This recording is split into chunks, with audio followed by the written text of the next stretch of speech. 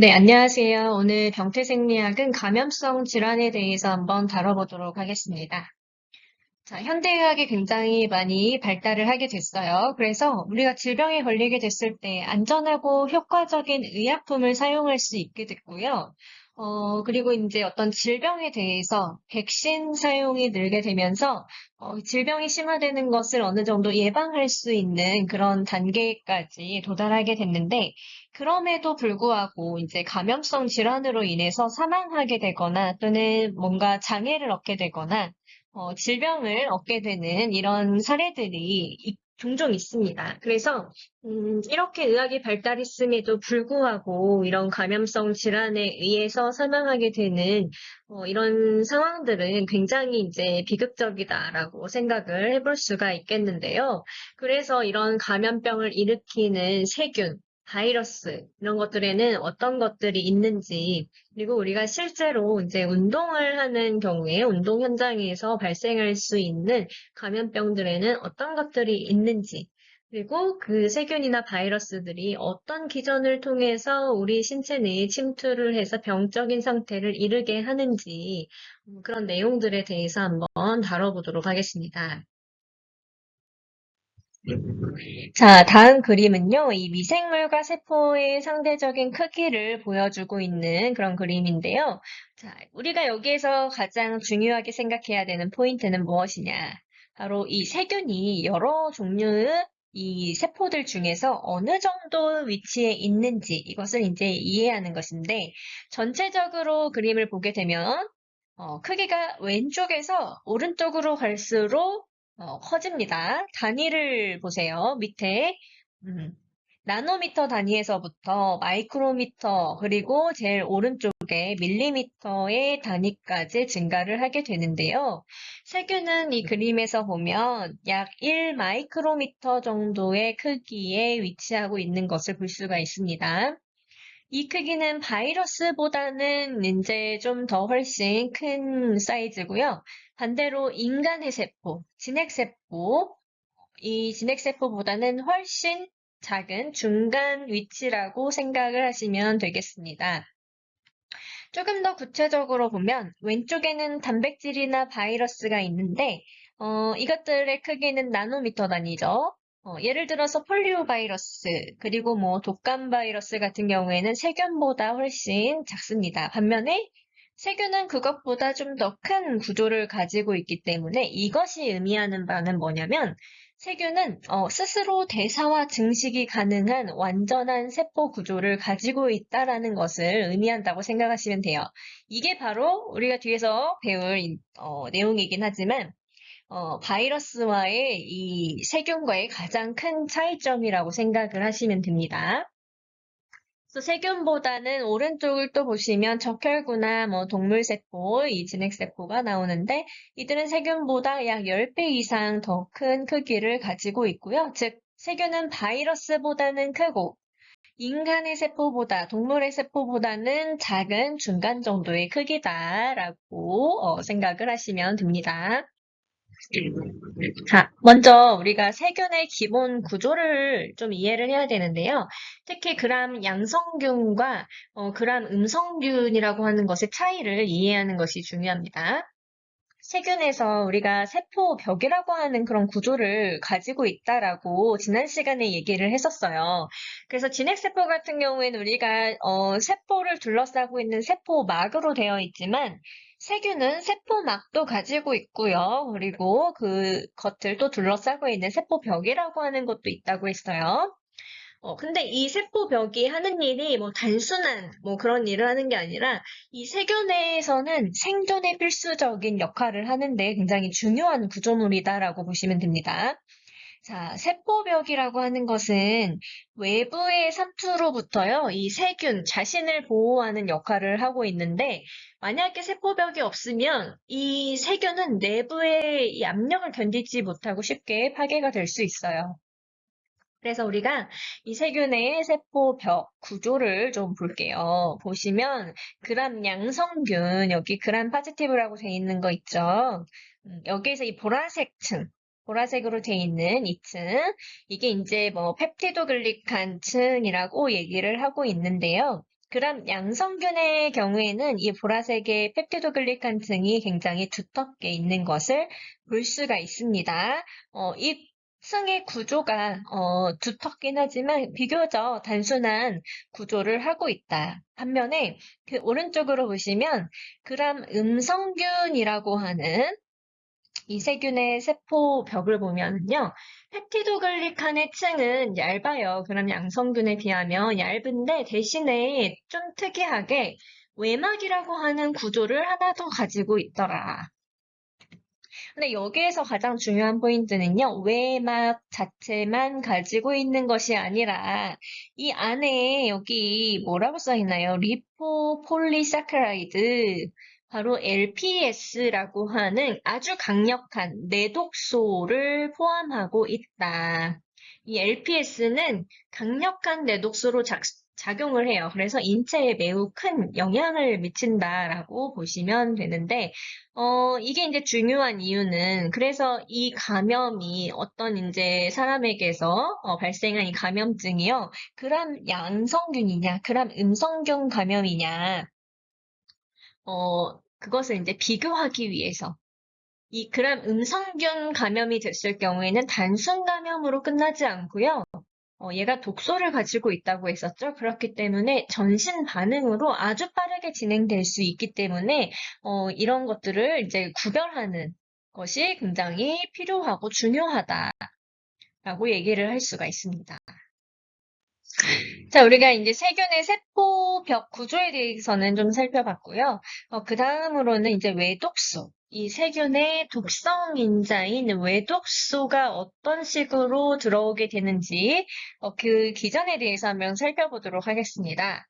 외독소는 세균이 이제 외부로부터 분비하는 단백질 독소라고 생각을 하시면 되는데 쉽게 얘기해서 세균이 직접 공격을 하기 위해서 사용하는 무기라고 생각하시면 돼요. 대표적인 이 외독소의 구조가 A2B 톡신 구조라고 얘기를 할 수가 있는데, 그림에서 보시면, 위에 A에 있는 그림에서 보시면, 이 숙주세포, B라고 하는 구조물이랑 A라고 하는 이 구조가 있는데요. B는 결합을 담당하는 역할을 해요. 누구하고 결합? 숙주세포하고의 결합. 그래서 숙주세포의 수용체에 붙는 역할을 이 B가 하고 있고요. A는 실제로 이 빨간 색깔 A는 실제로 세포 내부로 들어가서 세포의 기능을 망가뜨리는 역할을 하고 있습니다. 즉 B가 문을 열어주면은 A가 들어가서 세포를 파괴한다라고 생각하시면 돼요. 예를 들어서 이제 뭐 콜레라 독소 같은 경우에는 세포 내부로 들어가서요, CAMP라고 하는 이런 기전을 증가시켜서 심한 설사를 유발할 수가 있고요. 디프테리아 독소 같은 경우에 단백질 합성을 억제시켜요. 그래서 세포를 이제 죽게 만드는 세포를 사멸시키게 되는 이 경로를 가게 만듭니다. 여기에서 이제 중요한 개념은 이 단백질 합성이 억제되면 어떻게 되겠어요, 여러분? 우리 저번에 배웠지만 효소라든지 뭐 호르몬이라든지 또는 세포 내부에 있는 어떤 세포 내 소기관들 그들이 꼭 이 단백질이라고 하는 것을 필요로 하게 되는데요. 이런 것들의 합성을 막아버리니까 억제시키니까 세포는 생존에 필요한 효소나 또는 뭐 구조 단백질을 만들 수가 없게 되고 결국에는 세포로서의 기능을 잃고 사멸하게 된다라는 그런 점들이 있겠죠. 자, 외독소의 두 번째 기전으로는 막손상 독소가 있는데요. 이 막손상 독소는 세포막에 직접 구멍을 내가지고 세포를 파괴시키는 거예요. 대표적으로는 용혈 독소가 있는데 이건 이제 주로 적혈구를 파괴하는 작용을 한다고 생각하시면 되고요. 세 번째로는 슈퍼 항원이라고 하는 게 있는데 슈퍼 항원은 면역 세포를 아주 과도하게 활성화시키는 독소라고 생각하시면 됩니다. 정상적인 면역 반응에서, 물론 우리가 이 항원이 필요해요. 근데, 필요한 만큼만 활성화가 되어야 되는데요. 이 슈퍼 항원은, 이것을 통제하지 못하고 과도하게 활성화를 시켜요. 그래서 그 결과 사이토카인이 폭발적으로 분비하게 되는 이런 현상이 발생하게 되는데, 그걸 우리가 이제 사이토카인 폭풍이라고 얘기를 하고 있죠. 그렇게 되면은 실질적으로 이 세균보다 과도한 면역 반응이 우리 신체에 더 크게 문제를 일으키게 됩니다.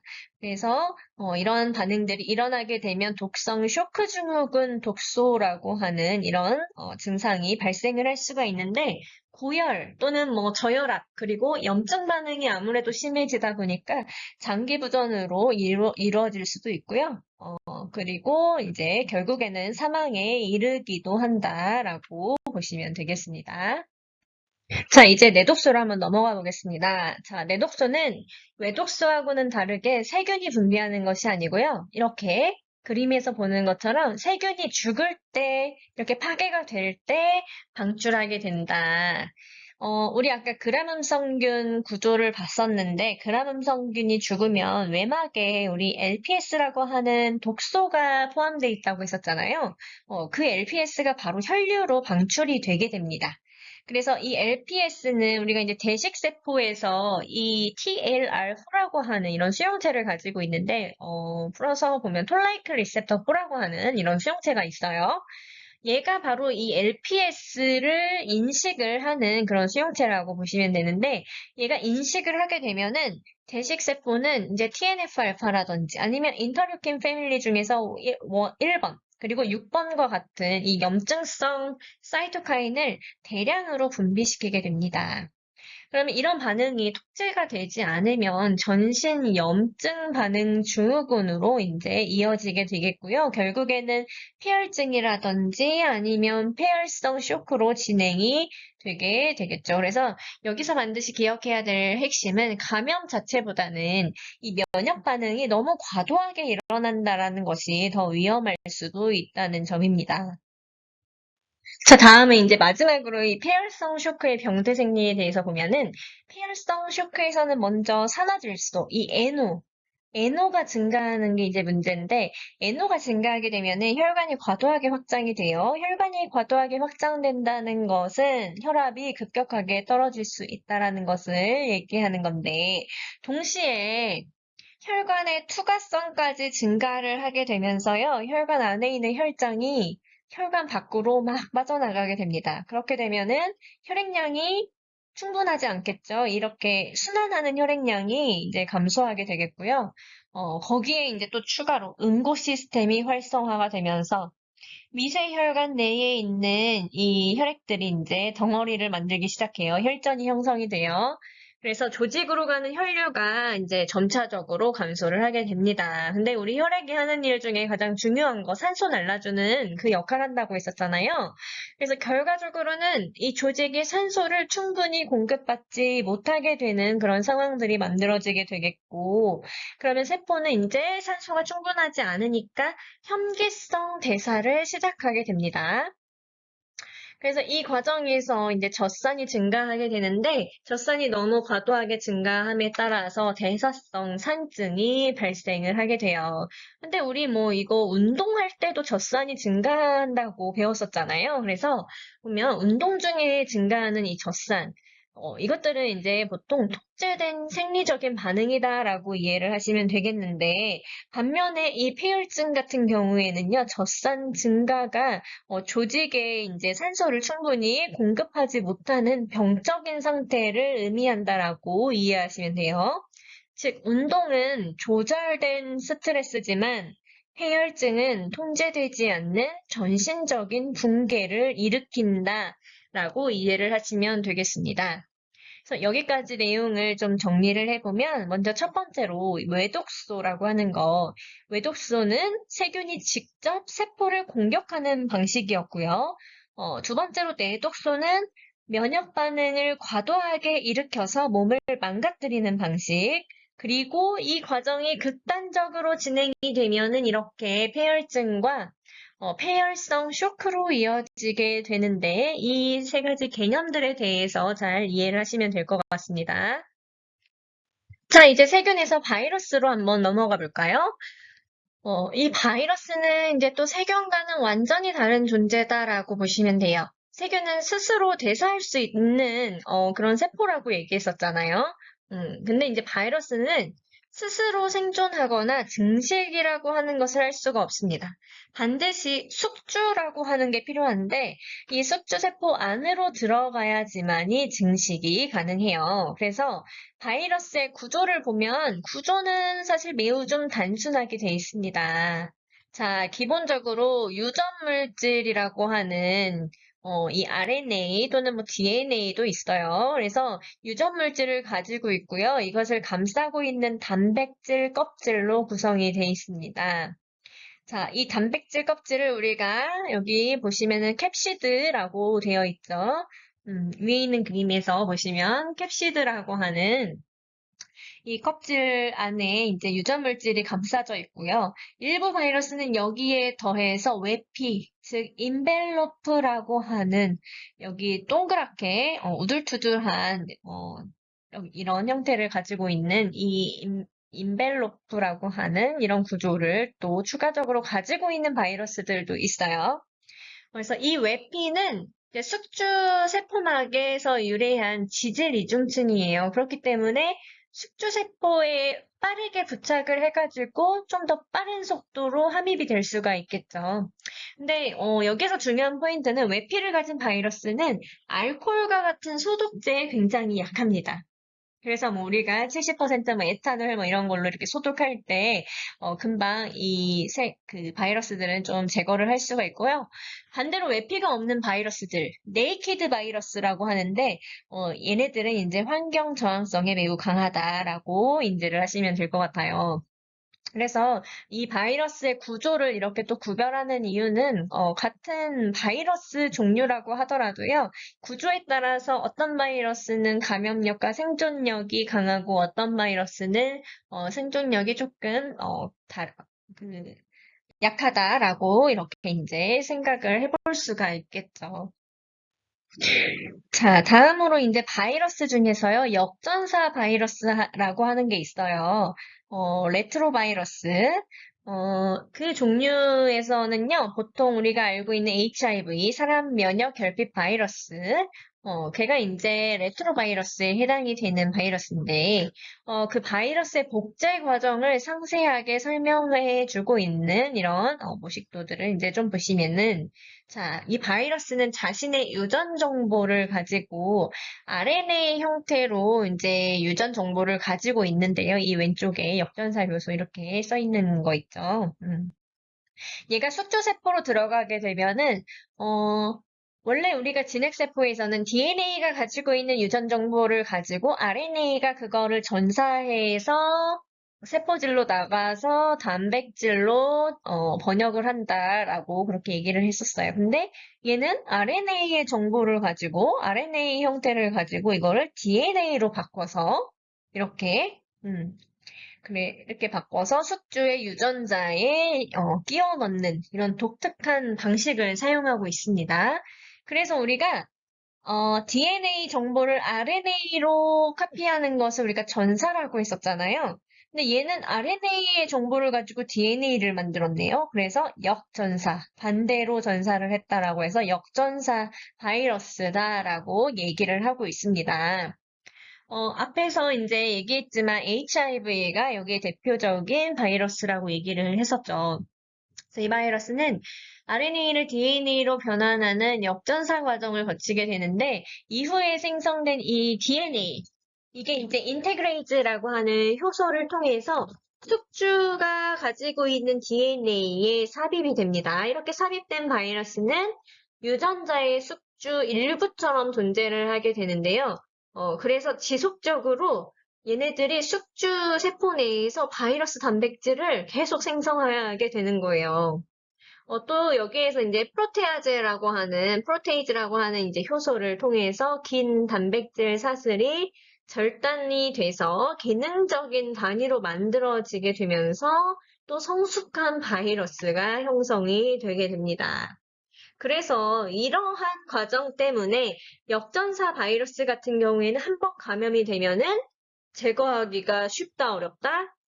굉장히 어렵다. 그래서 HIV, 에이즈와 같은 그런 질병들은 한번 감염이 되면은 치료가 될 수가 없다라고 얘기를 할 수가 있습니다. 다음으로는 인플루엔자 바이러스, 뭐 감기 바이러스라고 얘기할 수 있겠죠? 네. 자, 인플루엔자 바이러스 변이에 대해서 살펴보면은 여기에서 중요한 개념은 항원 소변이와 항원 대변이 이 두 가지의 개념이 있어요. 그래서 항원 소변이는 RNA 복제 과정에서 발생하는 점돌연변이로 인해서 이제 일어나는 그런 변화들입니다. 포인트 뮤테이션. 그래서 이러한 변화들이 매년 반복이 되면서 계절성 독감의 원인이 이제 바로 이 항원의 소변이 과정 때문에 발생한다라고 생각을 하시면 되겠고요. 반대로 항원 대변이는 서로 다른 바이러스 간의 유전자 재조합으로 인해서 발생을 하게 됩니다.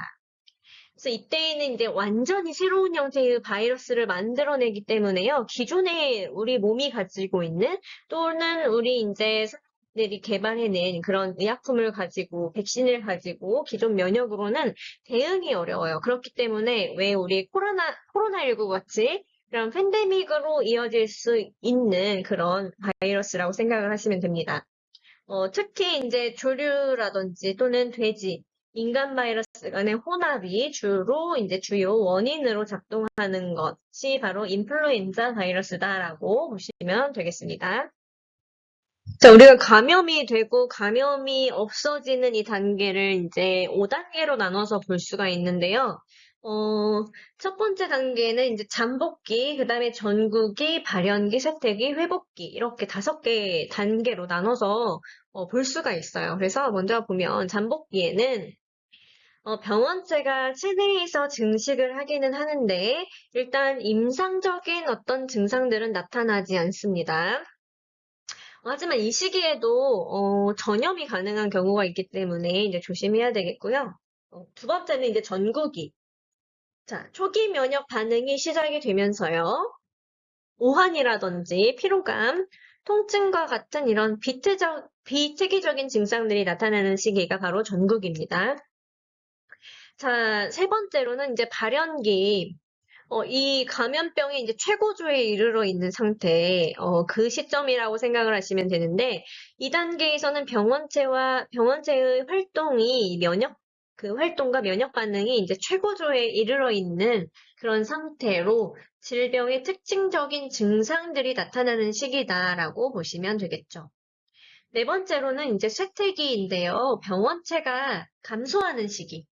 그리고 염증 반응이 줄어들게 되면서 증상이 점차적으로 완화되는 시기라고 보시면 됩니다. 마지막으로는 회복기인데 이때에는 이제 내가 감염병에 걸리게 되면서 손상됐었던 이런 조직들, 그런 조직들이 다시 재생이 되고 면역 기억이 형성이 돼서 다음번에 또 감염이 일어나게 됐을 때 그때 아주 빠르게 면역세포들이 처리할 수 있는 그런 역량을 갖추는 단계다라고 보시면 되겠어요. 그래서 근데 여기서 이제 조심해야 될 거는 특히 쇠퇴기는 아직 면역 기능이 형성되기 전이거든요. 그래서 점차적으로 내가 좀 낫고 있다라고 생각이 돼서 그냥 막 조심하지 않고 그렇게 생활을 하게 되면은 회복되지 않은 상태이기 때문에 2차 감염이 다시 발생할 수 있다라는 그 감염의 취약성을 가지고 있는 시기다라고 보시면 될 것 같아요. 자, 다음은 그러면 우리가 이렇게 세균이라든지 바이러스에 감염이 되게 됐을 때 임상적으로는 어떤 식으로 이 질병을 진단할 수 있느냐 그 방법들에 대해서 얘기를 한번 해볼 건데요.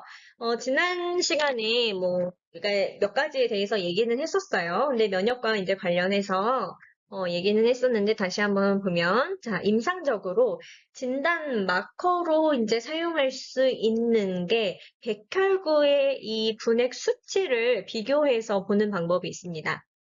자, 백혈구에 굉장히 다양한 종류의 세포들이 있었죠. 근데 이 백혈구의 종류별, 세포 종류별 변화를 이제 감지를 하게 되면은요, 이 사람이 어떤 감염병에 걸리게 됐는지 감염의 원인을 추정할 수 있다라는 장점이 있는데, 일단 첫 번째로 호중구 세포, 뉴트로필.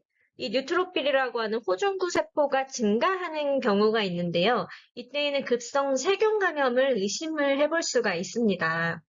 근데 특히 이 호중구 세포 중에서도요, 미성숙 호중구 세포가 증가하는 레프트 쉬프트 상태가 나타나게 되면 감염이 굉장히 심한 상태다라고 얘기를 할 수가 있는데, 이 레프트 쉬프트, 왜 이런 말이 나오게 됐냐? 자, 우리가 옛날에는 이제 이 세포들을, 성숙도를 나타내는 그런 그림으로 된 이런 표가 있었는데, 아무래도 좌측에서부터 이 미성숙한 이 세포에서부터 점차적으로 성숙되는 그림이 이제 오른쪽에 성숙된 세포를 이렇게 그리게 되는 그런 도약표가 있었어요. 근데 어쨌든 왼쪽에 있는 게 이제 미성숙된 세포들을 의미하는 그런 표현으로 이제 만들어지게 됐고요. 오른쪽으로 갈수록 성숙된 세포가 그려지게 되겠죠. 근데 우리 몸이 그냥 성숙돼 있는 이 세포를 이용해서 치료를 하면 좋지만 오죽하면 아직 미성숙된 세포들을 얘네들이 내보내겠어요. 그만큼 감염의 상태가 굉장히 심하다라고 얘기를 할 수가 있게 되겠죠. 그래서 우리가 감염이 심한 상태가 유발됐다라는 것을 레프트 쉬프트다라고 표현을 하게 됐습니다. 자, 그 다음에 이제 림프구, 이 림포사이트가 증가를 하게 되면은요, 바이러스 감염이라든지 만성 염증 상태를 고려해 볼 수가 있겠고요. 세 번째로는 호산구가 증가하게 될 경우에는 이 기생충 감염 또는 알러지 반응과 관련돼 있는 감염병이 지금 유발된 상태다. 마지막으로 단핵구가 증가하게 되는 경우에는 결핵과 같은 만성 감염이나 회복기 상태에서 나타날 수 있는 그런 사인, 시그널이라고 보시면 될 것 같습니다. 그래서 우리가 이런 지표들을 이제 검사할 수 있는 방법들, C반응성 단백질 검사, 그리고 ESR, 그리고 PCT 이런 방식들을 통해서 이제 확인해 볼 수가 있는데요. 먼저 CRP 같은 경우에는 이제 간에서 생성되는 급성기 반응 물질이다. 그래서 염증이 발생하고 나서 얘네들이 굉장히 빠르게 증가를 하거든요. 그래서 급성 염증을 확인할 때 유용하게 사용할 수 있는 방법이고요. ESR은 우리 그때 정상적인 적혈구와 병적인 상태의 적혈구의 침강 속도를 비교해보면 병적인 상태에 있는 적혈구가 좀 더 무겁기 때문에 염증 같은 것들을 이제 뭐 다 가지고 있으니까 무거워서 침강 속도가 가라앉는 속도가 훨씬 더 빠르다고 했어요. 그래서 적혈구의 침강 속도를 측정하는 지표이고 만성염증이나 조직 손상을 체크할 수 있다. 다만 이 반응 속도가 느리기 때문에 급성 상태를 판단하는 데에는 어느 정도 제한이 있다고 생각을 하시면 되겠습니다. 세 번째로는 이제 프로칼스토닌이라고 하는 방법이 있는데요. 특히 세균 감염에 특이적으로 증가하는 지표다라고 보시면 되겠습니다. 그래서 세균 감염 여부를 판단하거나 우리가 항생제를 사용하게 되는데, 항생제를 사용할지 말지에 대한 여부, 그리고 이거를 언제쯤 중단할 것인지 그 중단 시점을 결정하는 데 있어서 매우 중요한, 이런 마커 지표로 이제 사용이 될 수 있다라고 보시면 될 것 같습니다. 자, 다음에 우리가 살펴볼 것은 이제 다제 내성균이 어떤 식으로 출현을 하게 됐는지, 그리고 얘네들이 어떤 기전으로 작용을 하게 되는지에 대해서 볼 건데요. 다제 내성균이 뭐냐? 우리가 어쨌든 병적인 상태에 이르게 되면은 항생제 치료를 이제 받게 되잖아요. 근데 이제 이 병적인 상태가 너무 오래돼서 항생제를 계속 사용하다 보면은 어느 순간에는 그 항생제가 잘 작동하지 않는 순간들이 있어요. 그런 순간들이 있고 또 항생제를 오남용하게 되는 이런 상황들이 발생하게 되는데 그때 바로 세균이 유전적으로 이제 변이가 일어났다라고 생각을 하시면 될 것 같습니다. 그래서 이 항생제의 오남용은요, 세균한테 유전적인 변이를 촉진하는 상황을 만들어내게 되고요. 그 결과 내성균이라고 하는 게 등장을 하게 되죠. 대표적으로 우리 지난 시간에도 면역 시간에 얘기했었지만 병원에서도 가장 문제가 되고 있는 MRSA가 이제 이 다제 내성균에 해당이 되는 균이라고 생각하시면 됩니다. MRSA 같은 경우에는 뭐 MACA라고 하는 이 유전자를 통해서요, 이 PBP2알파라고 하는 단백질을 생성을 해서 베타락탄계 항생제가 결합하지 못하도록 만드는 이런 이제 내성이 생기게 된 상태를 만드는 게 이제 특징이고요. 또 다른 예로는 이제 VR이라고 해서요, 세포벽 전구체의 구조를 변화시켜서 우리 보통 이제 뭐 반코마이신 많이 사용하고 있거든요. 이 반코마이신의 결합을 방해하는 그런 역할들을 하는 이런 세균들도 있습니다. 그래서 이러한 내성균들은 주로 의료진의 손에 의해서 그리고 뭐 오염된 물품 같은 것들을 통해서 전파될 수 있기 때문에 철저한 위생 관리가 이제 굉장히 중요하겠다. 근데 병원에서도 사실 그 선생님들이 이제 회진하거나 뭐 이렇게 치료할 때에도 이런 소독 같은 것들 이런 것들이 이제 좀 생활화가 돼 있어야 될 필요가 있겠고요. 그리고 환자들이 서로 그 환자복을 좀 공유하기 때문에 물론 세탁을 하기는 하지만 이런 문제들이 발생할 수 있어서 좀 주의를 해야 된다. 자, 다음은 카바페넴 내성 장내 세균, CRE라고 하는 이런 세균이 있는데요. 이 세균의 기전을 보게 되면 얘네들은 이제 이 카바페넴 분해 효소를 생성을 해내서요. 항생제를 자기가 직접 분해하는 그런 무시무시한 일들을 하고 있습니다. 또 세포막의 통로인 포린이라고 하는 그 구조물을 변화를 시켜요.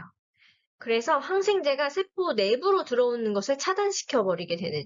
그리고 이미 들어온 항생제는 밖으로 배출하는 이플럭스 펌프를 만들어내 가지고요. 안에 들어온 애들은 펌프질 해가지고 밖으로 내보내요. 그래서 이렇게 여러 가지 기전을 통해서 이제 항생제의 사용을 막기 때문에, 방어하기 때문에 치료가 굉장히 어렵다라는 이런 특징들을 가지고 있습니다. 자, 이번에는 이제 폐혈증에 대해서 볼 건데요.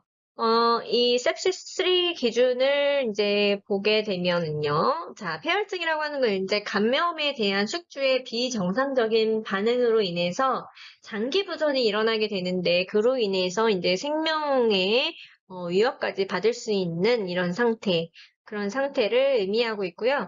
이 소파의 점수가 2점 이상 증가하게 되면은 폐혈증으로 우리가 진단을 할 수가 있습니다. 여러 가지 이렇게 항목들이 있어요. 그래서 이 범위를 넘어가게 되면은 폐혈증이다라고 이제 진단을 할 수가 있는데 이 퀵소파라고 하는 이 기준에서는 호흡수 증가 그리고 의식에 대한 변화가 어떻게 일어나고 있는지 저혈압 이것 중에서 2가지 이상 나타나면은 위험 상태로 판단하게 되는 그런 기준이 있습니다. 좀 더 빠른 판단을 해서 이제 좀 치료를 해볼 수 있도록 하는. 그래서 이 기준은 현장에서 빠르게 환자의 상태를 평가하는데 매우 유용하게 이제 사용이 되겠죠. 그래서 폐혈증을 이렇게 정의할 수 있는 이런 기준표가 있어서 이 소파라고 하는 이 기준표가 있어서 이 스코어에 부합하게 되는 이 스코어에 이제 해당이 되면은 그 이상이 되면 우리가 질병을 진단할 수 있다라고 얘기를 이제 하고 있고요. 저 다음에 이제 다장기 부전의 발생 기전에 대해서 살펴볼 건데요. 일단 뭐 폐에서는 우리가 이제 모세혈관 투과성이 증가하게 되면서요. 급성 호흡곤란 증후군이 발생할 수가 있겠고요. 그 다음에는 이제 뭐 신장 같은 경우에는 저혈압이라든지 아니면 미세혈관에 혈전이 발생해서 혈전이 생겨서 급성 신손상이 발생할 수도 있고, 세 번째로는 이제 중추신경계, 뇌에서는 뇌로 가는 혈류가 감소하게 되면서 또 뭐 사이토카인이 갑자기 영향을 미치게 돼서 뇌기능 장애가 나타날 수도 있습니다. 그리고 또 이제 음고개가 고장이 났을 때 우리 생체 내에 음고개의 이상으로 인해서 뭐 이제 뭐 DIC라고 해서요. 파종 혈관 내 응고라고 하는 건데, 그러니까 응고시키는 단백질들이 정상적으로 많이 이렇게 과활성되는 거예요. 그래서 이러한 DIC와 같은 이런 증상들이 이제 발생할 수가 있다. 그래서 이렇게 폐혈증은 단일 장기가 아니라 전신적으로 전신에 있는 모든 장기에 다 이렇게 문제를 일으킬 수가 있습니다. 자, 그래서 여기까지 이제 좀 정리를 해보면 바이러스는 구조와 증식 그 방식에서 세균하고는 조금 다르고요. 그리고 변이를 통해서 지속적으로 새로운 형태로 등장을 하는 것이 이제 가장 문제가 되고 있습니다. 그리고 이제 감염은 일정한 단계로 우리가 진행이 된다고 했는데 각 단계마다 특징적인 반응들이 있었죠. 그리고 임상에서 우리가 이런 질병을 이제 캐치할 수 있는 백혈구 변화를 통해서 알아낼 수 있는데 염증 마커를 통해서 감염의 원인을 추정할 수도 있고 이렇게 이제 추정을 해서 치료를 하게 되면 이제 항생제를 처리해서 치료를 하게 되는 경우에 너무 오랜 시간 그리고 항생제에 대한 이 내성 문제를 잘 걱정을 해야 된다라는 거죠. 그래서 내성 문제는 점점 더 중요해지고 있습니다. 또 이제 폐혈증 같은 경우에는 단순 감염이 아니라 전신적인 장기 부전으로 이어지는 증상이기 때문에 매우 위험한 상태이니까 뭐 퀵소파 아까 그런 거 있었죠. 그래서 빠르게 진단을 내려서 빨리 치료를 할 수 있는 방법을 찾는 것이 중요하겠다. 그래서 여기까지 정리를 한번 해보겠습니다. 이제 결핵에 대해서 해볼 건데요. 결핵의 병태 생리부터 좀 살펴보면은, 결핵균은 일반적인 세균하고는 다르게 이 대식세포 안에서 살아남을 수 있다는 특징을 가지고 있어요. 그래서 보통 대식세포가 병원체를 포식하게 되면은 우리 세포 내 소기관 중에 청소부 있었죠. 리소좀. 리소좀이 여러 가지 뭐 효소 같은 것들을 가지고 있어서 노폐물이라든지 아니면 병원체라든지 이런 것들을 가둬가지고 효소를 이용해서 분해할 수 있다고 했어요. 데그레데이션 시킬 수 있다고 했어요. 그래서 대식세포도 이 리소좀하고 같이 결합을 해가지고 자기가 포식한 병원체를 이제 분해하는 그런 과정을 겪어야 되는데 문제는 뭐냐? 결핵균은요, 이 과정을 방해해요. 그래서 세포 내에서 대식세포 내에서 계속 생존하고 증식을 하게 됩니다. 이로 인해서 이제 만성적인 면역 반응이 유도가 되게 되는데요. 그 결과 형성되는 구조가 바로 유가종이다라고 보시면 되겠습니다. 자, 유가종은 대식세포하고 T세포가 중심이 돼서 병원체를 이렇게 둘러싸고 가두는 형태의 구조다라고 보시면 되는데요. 자, 여기 이렇게 림포사이트 같은 애들도 이렇게 겉에 둘러싸고 있죠. 이 구조의 중심부에는 이 세포가 괴사하면서요. 왜 우리 치즈 모양, 그 에멘탈 치즈였나요? 그 톰가제리에서 나오는 그런 치즈처럼 치즈에 구멍이 뽕뽕뽕뽕 뚫려 있죠. 그래서 그런 모양을 하고 있다고 해서 치즈 모양의 괴사 조직이 형성된다고 해서 이것을 치즈양 괴사라고 표현을 하고 있습니다. 자, 이러한 구조들, 그러니까는 뽕뽕뽕뽕 뚫렸다는 게 세포가 괴사, 터져 죽은 형태라고 보시면 돼요. 이러한 구조들은 병원체를 완전히 제거하지 못하고요. 이렇게 이제 격리시키는 방식의 면역 반응이라고 이해를 하시면 됩니다. 자, 다음에 B형 간염과 C형 간염의 간세포 파괴 기전에 대해서 볼 건데요. 자, 일단 이 간염 바이러스. 간염 바이러스 같은 경우에는요, 세포를 직접 파괴시키는 것이 아니고요, 면역 반응을 통해서 간세포를 손상시키는 바이러스라고 생각하시면 돼요. 그래서 세포 독성 T세포가 감염된 간세포를 인식을 하고 이제 공격을 하면은 세포가 파괴가 되겠죠. 그래서 이 과정이 반복이 되면서 만성 염증 상태가 지속이 되고 간세포의 파괴와 재생이 지속적으로 반복이 되면서 이제 섬유화가 진행이 되게 됩니다. 결국에는 뭐 변이나 아니면 간세포 암으로 진행이 될 수가 있겠죠.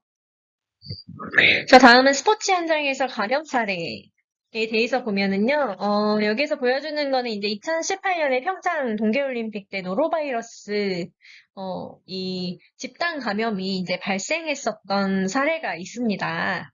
어, 그래서 이 노로바이러스는 극소량의 바이러스로도 감염이 가능해서 매우 강한 이 전염력을 가지고 있는 그런 바이러스 감염병이라고 보시면 되겠고요. 주로 오염된 음식, 그리고 뭐 물을 통해서 분변, 뭐 구강 경로로 전파가 된다라고 이제 생각을 하시면 되겠는데요.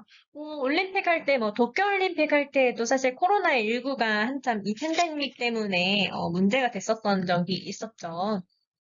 어려움들이 많이 발생을 하고 있고, 이 노로바이러스가 꼭 성인, 뭐 이렇게 스포츠 집단 이것뿐만 아니고요. 사실 어린이집에서 가장 많이 발생하는 바이러스 감염증 중에 또 하나라고 보시면 됩니다. 어린 그 유아들이 가장 많이 이렇게 감염이 돼서 집으로 들고 오는, 그래서 부모님한테도 이렇게 감염시키는 그런 바이러스다라고 보시면 되겠고요. 그래서 이 스포츠 집단에서의 사례는 대규모 인원이 함께 생활하는 이 환경이기 때문에 아무래도 위생 관리가 얼마나 중요하냐, 위생 관리가 정말 중요하다라는 거에 대해서 대표적으로 보여주는 그런 사례 중에 하나였습니다. 자, 다음은 이제 피부 감염증에 대해서 얘기를 해볼 건데, 동아지겸이라고 해서요, 이 접촉이 빈번한 스포츠들, 그런 것들이 있죠. 뭐 레슬링이라든지 이런 선수들한테서는 흔히 발생하는 피부 감염증이라고 보시면 돼요. 그래서 동아지겸은 이제 피부하고 피하 조직에서 발생하는 세균 감염인데, 이렇게 접촉이 많은 스포츠에서 흔히 발생을 할 수가 있습니다. 철과상이라든지 아니면 뭐 무좀 같은 이런 피부 손상이 있는 부위를 통해서 세균이 침투하게 되고요. 주로 황색 포도알균, 사슬알균이 원인균이라고 보시면 돼요. 임상적으로는 어떤 증상들이 나타나냐면 발적을 할 수가 있고요. 그리고 부종, 심한 통증, 그리고 발열 등의 증상들이 나타나게 되고, 이 상태를 계속 방치를 하게 되면은 폐혈증이나 괴사성 근막염으로까지 진행될 수 있기 때문에 이런 증상이 나타난다 하면 빨리 치료를 받는 것이 중요합니다. 동아지겸이 이제 점차적으로 진행이 되면 이렇게 괴사성 근막염이 발생한다고 했어요. 괴사성 근막염은 매우 위험한 감염이라고 보셔야 돼요. 자, 이 질환은 근막을 따라서 굉장히 빠르게 감염이 증가를 하게 되거든요. 그러니까 퍼지게 되거든요. 퍼지면서 조직을 광범위하게 파괴를 시키게 됩니다. 특징적인 것은 피부 겉으로 보이는 증상보다 이 내부에서는요, 훨씬 심한 통증이 나타난다라는 점인데요. 이 내부 조직이 굉장히 빠르게 괴사를 하고 있기 때문에요, 막 절단이 되는 그 정도의 통증이 느껴진다고 합니다. 그래서 이 경우에는 이 즉각적인 외과적 절제, 그리고 고용량의 항생제 치료가 필수적인 상태가 되고요. 얘가 좀 더 심화가 되면은 어떻게 폐혈증 같은 증상으로 이제 번지게 되면서 사망에 이르게도 될 수가 있습니다. 그래서 빨리 즉각적으로 치료하는 것이 중요합니다. 이제는 이제 감염병증을 일으키는 세균, 바이러스, 그리고 그들로 인해서 발생하는 질병들이 어떤 것이 있는지에 대해서 살펴봤고요. 지난 시간에 뭐 면역에 대해서 이제 얘기는 했었는데, 다시 한번 얘기를 간단하게 좀 하고 넘어가면은, 자, 선천면역과 우리 후천면역이 있다고 얘기했어요. 근데 뭐 선천면역은 일단 병원체 들어오면은 즉각적으로 파워 P라고 했죠. 일단 내가 아닌 다른 생명체가 들어왔으니까, 다른 병원균이 들어왔으니까 일단 처치. 그래서 1차적인 방어 시스템이 일어나는 단계다. 선천면역이라고 하는 것은 1차적인 방어 시스템이다라고 얘기를 했어요. 그래서 아까 얘기했었던 톨라이크 리셉터 같은 애들, 이 TLR과 같은 이런 수용체들, 얘네를 통해서 병원체의 공통적인 패턴을 인식을 하게 되겠고요. 우리 몸 안에서요. 그리고 이제 보체 시스템을 이용해서 병원체를 직접 파괴하거나 또는 식균 작용을 돕는 그런 역할들이 일어나게 됩니다. 또 NK세포. 얘네들은 이제 바이러스 감염 세포를 빠르게 제거하는, 직접 가가지고 이렇게 처단하는 그런 역할들을 한다라고 얘기를 했었죠. 다음으로 이제 적응 면역이라는 게 있다고 했어요. 시간이 좀 걸리긴 하지만 매우 정밀하게 반응을 해서 파워 J의 역할을 한다고 했었죠. 그래서 이 항원 제시세포가 병원체 정보를 T세포한테 전달을 하고 B세포는 항체를 형성을 해서 세포 독성 T세포는 감염된 세포를 직접 제거한다. 정확도가 굉장히 높고 시간은 좀 걸리지만 정확도가 굉장히 높다라고 얘기를 했습니다. 그래서 이 과정에서 면역 기억이 형성이 돼서 같은 병원체에 대한 더 빠른 처단을 내릴 수 있다, 대응을 할 수가 있다라는 이런 특징들이 있었어요. 그 다음에 이제 사이토카인의 네트워크에 대해서 얘기를 할 건데요. 사이토카인은 면역세포 간의 의사소통이라고 보시면 돼요. 그래서 TH1 반응과 TH2 반응이 있는데 TH1 반응은 바이러스나 결핵과 같은 세포 내의 병원체를 제거하는 것과 관련이 있는 거고요. TH2 반응은 기생충을 방어하거나 알러지 반응에 관여하는 것이라고 보시면 됩니다. 그리고 또 IL-10, 이 인터루킨 10과 같은 이런 항염증 사이토카인이 있는데, 안티 인플라메이터리 팩터에 해당이 되는데요. 얘네들은 이제 과도한 면역 반응이 발생하게 되면은 이거를 좀 어느 정도 억제를 시켜서 조직이 너무 많이 손상되는 것을 방지하는 그런 역할을 한다고 보시면 돼요. 즉, 면역은 많이 일어나고 강하게 작용하는 게 중요한 것이 아니고 균형에 맞게 딱 필요한 만큼의 면역 작용만 일어나는 것이 훨씬 더 중요하다라고 얘기를 하고 있습니다. 자, 그러면 이번에는 이제 운동과 면역에서의 상호작용에 대해서 분자적인 관점에서 한번 살펴보게 되면요. 운동은 일단 면역에 긍정적인 영향을 미치기도 하고요. 또 부정적인 영향을 미칠 수도 있습니다. 그래서 고강도 운동을 할 때 우리가 스트레스 호르몬인 코르티졸이 분비된다고 얘기를 했었잖아요.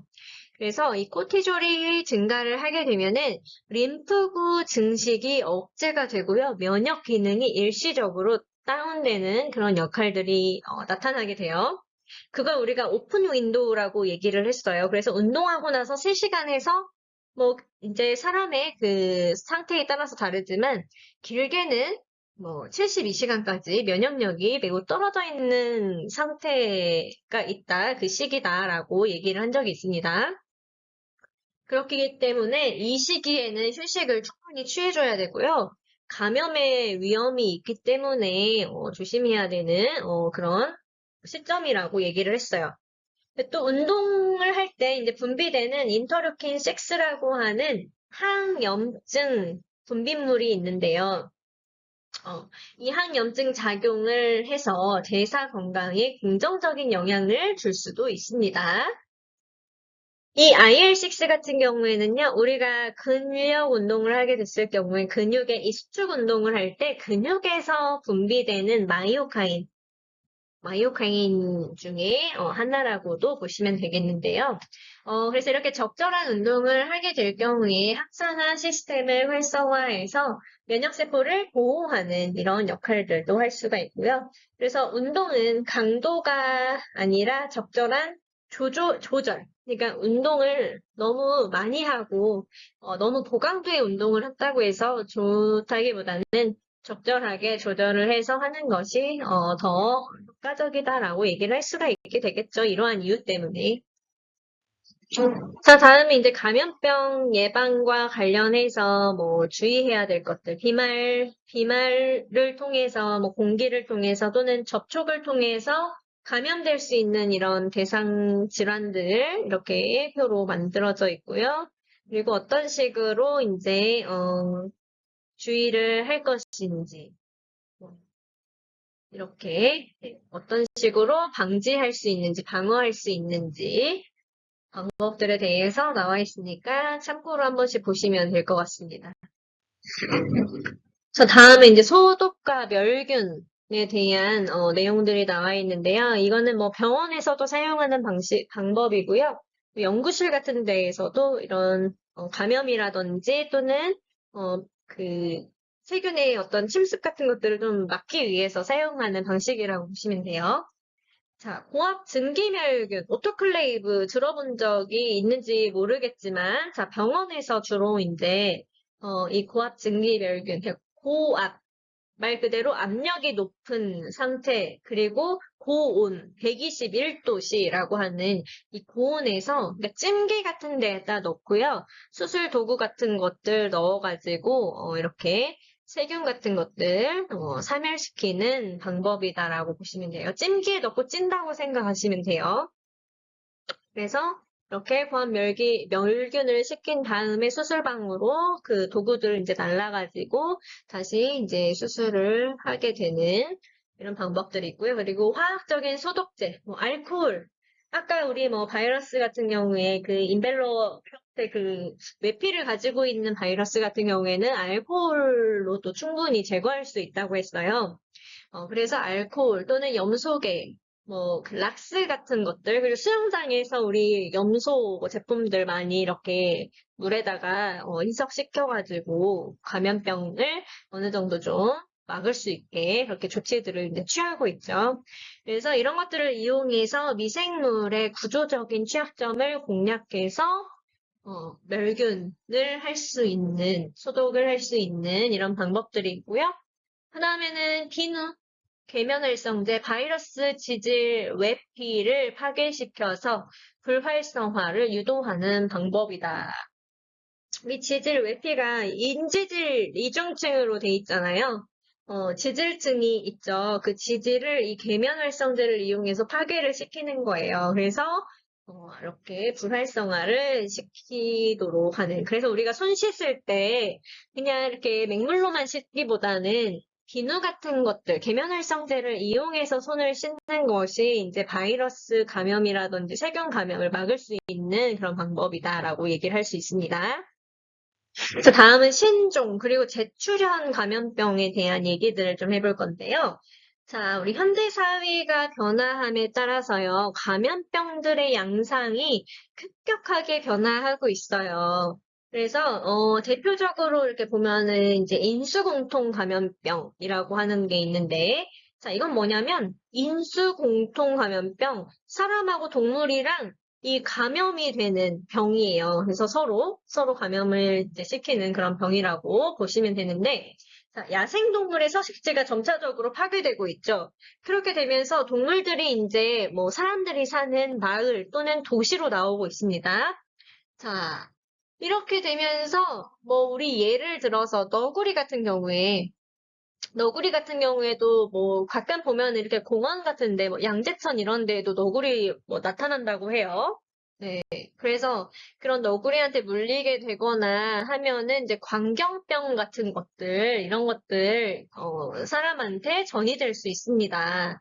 그래서 이런, 야생동물의 서식지 파괴로 인해서 병원체의 인간 전이가 증가하게 되는데요. 그 예시로는 뭐 이렇게 코비드도 여기에 해당이 되겠고요. 또는 이제 메르스, 낙타로부터 이제 발생하게 되는 이런 감염병들도 있었죠.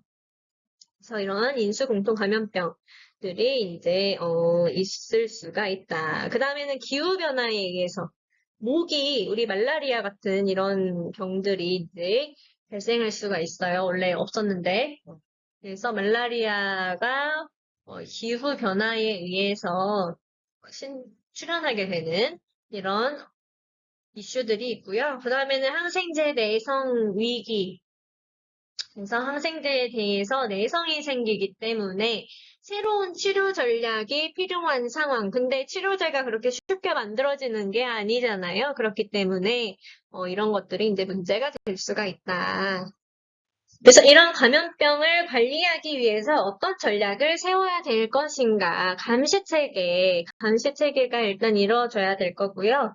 그거에 대한 이제 뭐 교육이라든지 이 리더로서의 이런 역할들이 잘 관리가 되어야 된다라고 얘기를 하고 있습니다. 저 다음에 이제 고강도 운동이 우리 면역 체계에 미치는 병태 생리학적인 영향에는 어떤 것들이 있는지, 체육 현장에서의 이 감염병 관리 전략에 대해서 얘기를 할 건데요. 면역 시간에 했었던 거랑 내용이 조금 겹치는 부분들이 있어서 빠르게 하고 지나가 보도록 하겠습니다. 자, 우리 오프닝도 계속 나오네요. 그렇죠. 이 고강도 운동 이후에 면역이 저하되어 있는 그 시점이 있다고 했는데 그 시기를 우리가 오픈 윈도우다라고 얘기를 한다고 했어요. 운동 직후에 3시간에서 약 72시간 동안 면역력이 일시적으로 급격히 저하되는 현상, 이 현상이 나타나는 시기가 있는데 이때에는 이런 감염에 대한 우려가 굉장히 이제 클 수가 있다. 그래서 조심해야 되는 시기다라고 얘기를 했습니다. 자, 그 다음에 우리가 OTS에 대해서도 얘기했었죠. 오버트레이닝 신드롬에 대해서 지난 시간에 얘기했었는데 과훈련 증상과 또 상기도 감염. 자, 훈련 강도가 과도하고 이 회복이 부족하면 면역 기능이 지속적으로 저하가 돼요. 그래서 특히 IgA 같은 경우에 이 IgA 수치가 감소하게 되면은 점막에 있는 면역이 약해지면서 상기도 감염 발생 위험이 증가할 수 있고요. 우리 제이곡선, 제이커브 그때 봤었죠. 그래서 이 제이커브 모델로 설명이 될 수 있는데 적당한 운동은 우리의 면역력을 향상시키지만 너무 과도한 운동은 오히려 감염의 위험성을 증가시킨다라는 이 내용에 대해서, 이 이론에 대해서 지난 시간에 얘기했었습니다. 자, 그래서 스포츠를 통해서 감염될 수 있는 감염병. 특히 이제 접촉 스포츠 같은 경우에 이 헤르페스 감염 같은 것들이 발생할 수가 있겠죠. 그래서 특히 레슬링, 유도와 같은 이런 종목에서 많이 발생을 할 수가 있고요. 수포 형태의 이런 병변이 나타나면서 또 무증상 상태에서도 전파가 가능하기 때문에 매트 같은 것들 잘 소독해줘야 되고 같이 뭐 음료 같은 것들 공유하지 않도록 해주는 것도 중요할 수 있습니다. 그래서 관리가 매우 중요하다. 자, 또 다른 피부 감염 질환 중에 하나인 농가진이라고 하는 게 있습니다. 농가진의 원인은 이제 황색 포도알균이나 사슬알균이 이 질병의 원인이고요. 독소에 의해서 피부 구조가 파괴되는 거예요. 그래서 특징으로는 꿀 색깔, 노란 색깔의 이 클러스트가 이제 형성된다는 건데 노란 딱지가 생긴다는 거예요. 꿀 색깔의 딱지가 생기는 것이 특징이고요. 접촉을 통해서 쉽게 전파가 될 수 있습니다. 그래서 발견 즉시 격리를 해야 되고 격리한 뒤에 이제 항생제 치료가 필요하다. 자, 다음은 수영 종목에서요. 수인성 감염에 대해서 얘기를 할 건데요.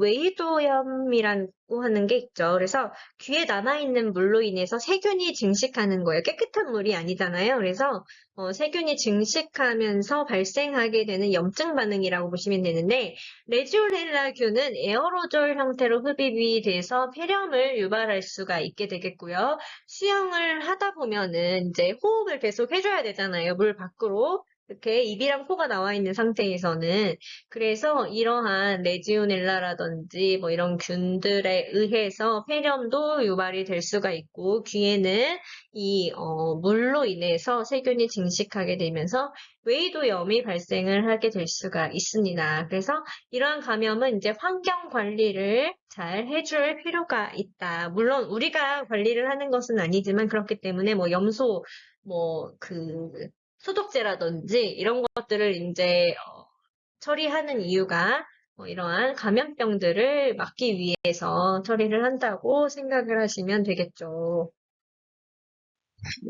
체육시설 내에서의 감염 관리도도 중요한데요. MRSA 같은 경우에 기구 표면에 장기간 생존할 수가 있기 때문에 소독을 해주는 게 굉장히 많이 필요합니다. 또 진균은 습한 환경에서 쉽게 번식을 하잖아요. 근데 우리 체육관 같은 데 땀을 항상 흘리죠. 그렇기 때문에 이런 위험에 노출이 돼 있는 상태 있기 때문에 항상 조심을 해야 되고요. 정기적인 소독을 해줘야 되고 개인 장비를 사용할 수 있다면 그런 것들을 사용하는 것이 더 중요하겠다. 뭐 이렇게 라커룸에서 이 MRSA 집단 감염과 같은 이런 사례들이 있습니다. 그래서 밀폐된 라커룸 공간에서 또는 공유하는 이런 온수 욕조 내가 상처가 있는데 거기에서 이제 같이 이런 어, 시설을 사용하게 됐을 때 발생을 할 수 있기 때문에 이런 것들을 좀 조심을 해야 될 필요가 있고요. 시설에서는 소독을 하고 또 이 선수들에게 주의를 좀 시켜야 되는 이런 교육도 좀 필요하겠죠. 그래서 선수 교육을 강화시키고요. 상처가 발생하게 됐을 때에는 즉각적으로 치료를 할 수 있도록 하는 예방 프로토콜에 대해서도 이렇게 훈련을 좀 시켜주셔야 됩니다.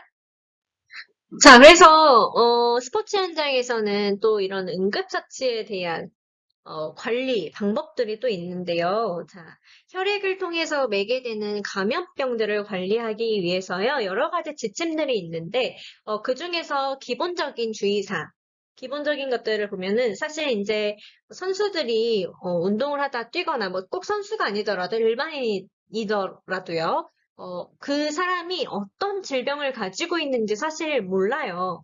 그렇기 때문에 피가 났다. 만약에 뭔가 운동 활동을 하다가 출혈이 났다라고 생각이 되면, 아니, 보여지면은, 일단 무조건 그 일회용 장갑 있죠. 우리 라텍스 장갑 같은 거 있잖아요. 예.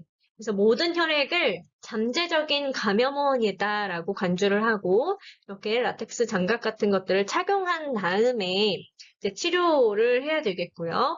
그 다음에는 이제 삼출물이 새어나오지 않는 폐쇄형의 방수 드레싱을 사용할 것을 권고하고 있습니다. 뭐 메디폼 같은 것들 이렇게 새어나오지 않도록 하는 그런 도구, 그 제품들을 이용해서 드레싱을 할 필요가 있고, 그리고 사용을 하고 난 그 뭐 솜이라든지 탈지면 같은 것들 소독제 묻어있는 혈액이 같이 묻어있는 그런 소독 물질들 있잖아요. 그런 것들은 따로 폐기물 처리를 해야 될 필요가 있습니다.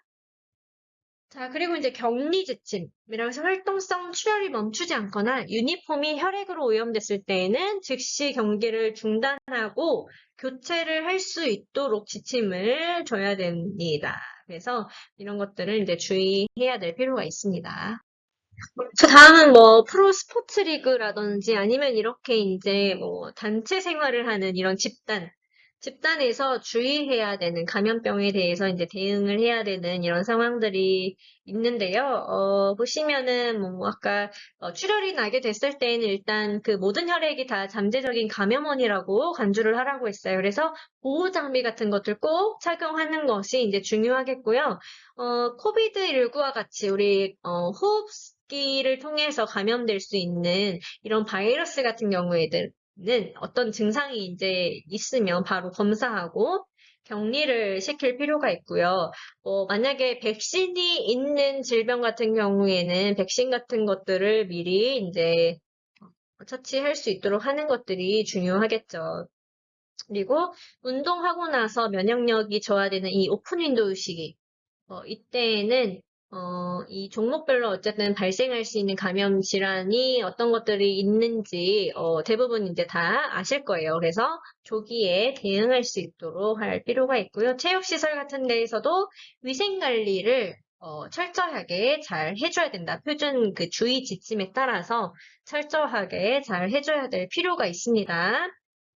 그냥 뭐 간단하게 이렇게 상처가 나서 피가 났다고 그냥 넘어가면 안 되고 그런 것들도 소독이 잘 이루어질 수 있도록 해야 되고요. 그 혈액 같은 것들이 또 다른 사람들한테 이렇게 영향을 미치지 않도록 잘 처리를 해야 된다라는 거. 그리고 일반 쓰레기가 아니라 그런 것들은 자, 이제 폐기물 처리를 해야 된다는 거, 그런 것들 이제 주의를 해야 되고, 자, 그래서 여기까지 해서 이제 감염에 대한 내용들을 이제 좀 살펴봤는데요. 그래서 감염을 이제 이렇게 아는 것이 중요한 게 아니라 우리가 이제 단체 생활, 뭐 운동 현장 이런 데에서 감염을 예방하는 거, 예방하고 관리할 수 있는 그 능력을 갖추는 것이 훨씬 더 중요하다라고 얘기를 할 수가 있겠습니다. 자, 그래서 결론은 이제 오픈 윈도우 시기의 집중 관리를 통해서 면역력을 보호해야 될 필요가 있고요. 종목별 특이 감염병 같은 것들 조기에 발견해서 전파되는 것을 차단해야 된다.